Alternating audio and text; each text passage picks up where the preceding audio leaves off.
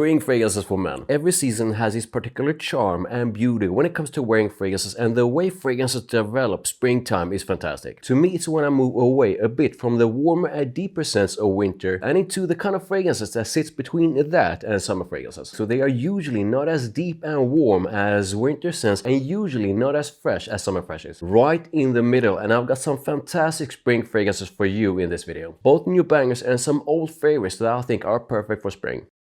First up, an absolute banger that's incredibly likable and a fragrance that I think is so good that I already bought a backup bottle of. And I think it's pretty much perfect for spring with this mix of aromatic freshness, a bit of sweetness and spices, and a touch of woodiness. Rossa Carbon Eau de Parfum opens up fresh, then you get an intoxicating sexy sweetness that's a bit spicy, and the dry run is where it turns more woody. I also feel the dry run is where the whole thing turns quite intensely ambery. It does not have the same kind of intense freshness as the original Luna Rossa, the Eau de Toilette, and to me moves away from it with more warmth, more depth and more sweetness. But Luna Rossa Carbon Eau de Parfum is in no way a very warm or deep kind of scent. What makes this a banger is the combination of its gorgeous amber warmth, its intoxicating sexy sweetness, and the contrast that the aromatic freshness of it brings. I'm gonna do a full comparison of the new Carbon Eau de Parfum and the OG Carbon Eau de Toilette quite soon, so make sure you subscribe so that you don't miss out on that one. I do think Carbon Eau de Parfum is perfect for spring. Next up is a fragrance I recently bought. I'm gonna link to my review with somewhere up here and in the description below, so make sure you check that video out. And what makes it so good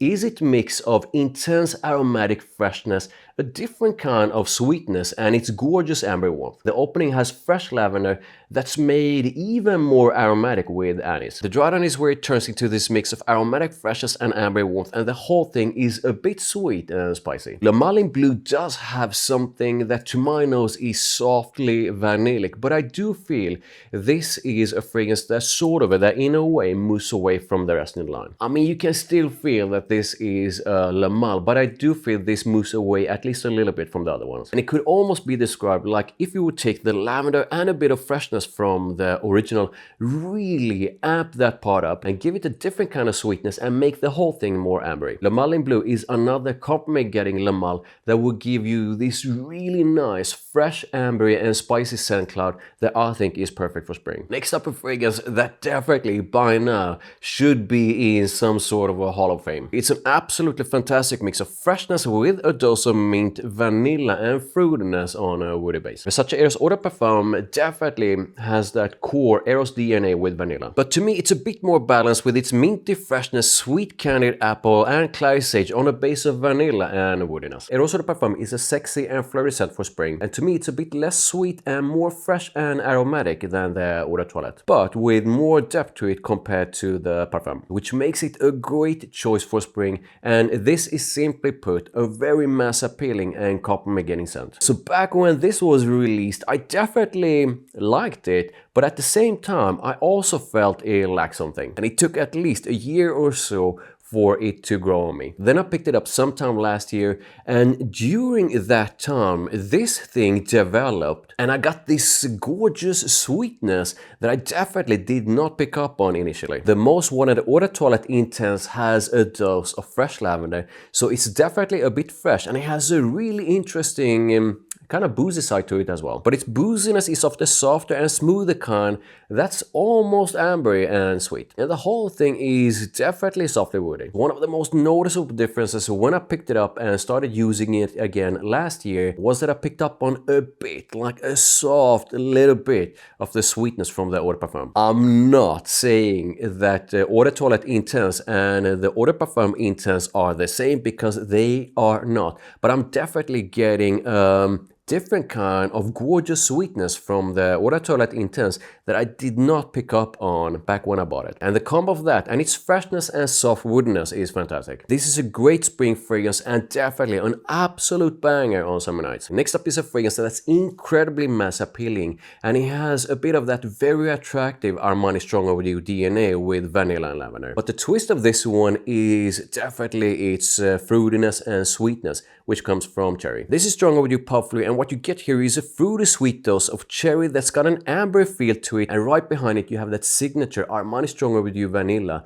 with its nuttiness and sweetness. It's also quite spicy, which definitely brings it a bit of warmth, but I do think its spiciness is of the smooth kind, and at least to me, very easy on the nose. This is very likable. It's definitely among some of the very best cherry focused scents for men. A lot of people will love getting a whiff of it, and I do think Strong Overdue Powerfully is pretty much perfect for spring. I absolutely love layering, and I tried layering some different fragrances with Strong Overdue Powerfully, and I can highly recommend you to do the same. An alternative to Armani Strong Overdue Powerfully, which also definitely without a single doubt works for spring, is Champo Gaultier Scanner Pour Homme Elixir, which is also a fruity sweet scent with a focus on cherry. Next up is a fragrance I think is part of a truly unique line of men's fragrances, and that's definitely not something you can say about every single line of men's fragrances nowadays. This line is very much focused on different variations of what I think is quite a unique marine freshness, and what I think most can be used throughout the year. Some are better for spring, and this is one of them. Santal Marin is a fresh and woody scent with creamy smooth sandalwood and lavender. It takes that unique Kenzo or marine freshness in a more aromatic direction with lavender and a slightly different woody dryland compared to the others. There's also a bit of saltiness to its freshness. Santal Marin has a bit more depth to it compared to Kenzo Homme Marine, which is one of my summer favorites, and I do think Santal Marin develops in a fantastic way in springtime. If you absolutely love marine scents and want something I feel is definitely more on the unique side, then you pretty much owe it yourself to try this one out. I think this is definitely springtime freshness. So I'm a big fan of the Givenchy Gentleman line of men's fragrances. This is part of the Society line, Society Gentleman line, and to me it's also the best in that line. I'm gonna link to my Society ranked video somewhere up here and in the description below. Not only do I think it's the best, but I also feel it's great for spring because it's not too heavy, but it does have a bit of depth to it. The opening is intensely fresh and bright with a minty and aromatic freshness. Mint and sage. Oh yes, I absolutely love that combo. The Society DNA is here with vetiver, narcissus and vanilla, but it's less floral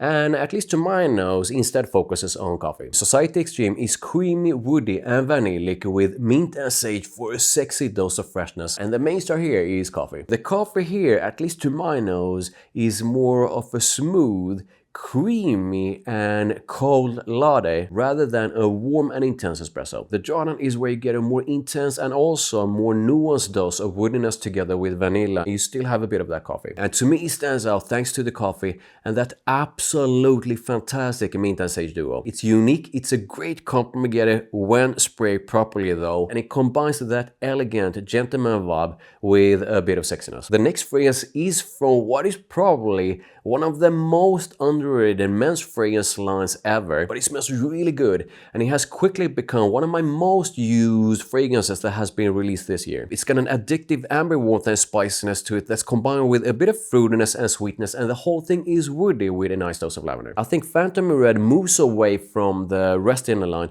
and I definitely like this direction a lot. I'm gonna do a full comparison of them all and rank them all, but I definitely think Phantom Red is one of the best. Ambery, spicy, a really nice dose of lavender, woody, and a bit of sweetness that brings it a bit of sexiness. I do think Rabanne Phantom in red is a great choice for spring. So the scent line from Boss is basically built around the maninka fruit in different ways, and the Elixir combines that core scent with an intense but smooth dose of spiciness on a creamy woody base. What makes this so good is how its pimento and smooth lavender is combined with a dose of lavender that brings it a bit of freshness for contrast. I think it has a bit of uniqueness, it's got solid performance, it's definitely a compliment getting kind of scent, and I also feel it's the best in the line. This is a great woody, aromatic and spicy scent that I think is pretty much perfect for spring. Next up is the second best men's fragrance in the fantastic Valentino Born line of men's fragrances. I'm gonna link to my full Valentino Born comparison and ranked video somewhere up here and in the description below, so make sure you check that video out to find out which is the best one. Born Roma Intense opens up with a bright and almost fizzy kind of spicy and aromatic freshness with lavender and ginger, and then it dries down to a mix of a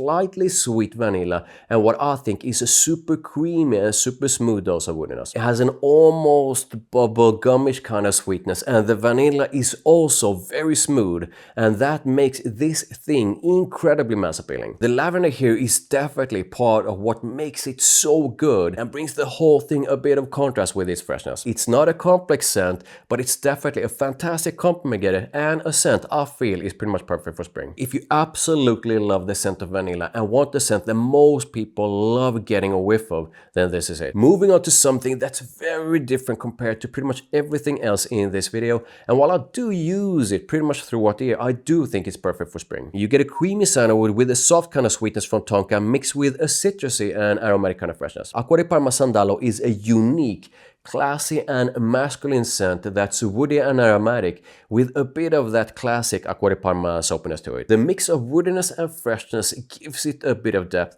but it's not too deep and just about right for spring. If you love woody fragrances with sandalwood and enjoy sort of a barbershop sense, then this is definitely something you should try out. It's classy, elegant and classic done in what I think is a modern way. Next up, the Musk that turns me into an addict. This is one of those this is one of those fragrances that I just can't stop sniffing myself whenever I spray it on. And it's definitely one of the best musky fragrances in the world. To me, it's a fantastic dose of clean musk with creamy smooth sandalwood, a bit of fruitiness and a floral touch. So it's fresh, clean, musky and woody with a floral touch and a bit of fruitiness. So good, absolutely, at least to my nose, intoxicating, and I do think Initio musk therapy is pretty much perfect for spring. Now I really want to know how you feel about these fragrances that I talked about, and I also really want to know which fragrances that you absolutely love reaching for springtime. Let me know your favorite spring fragrances in the comments. Please drop a like and subscribe for more, and make sure to check out my other videos over there.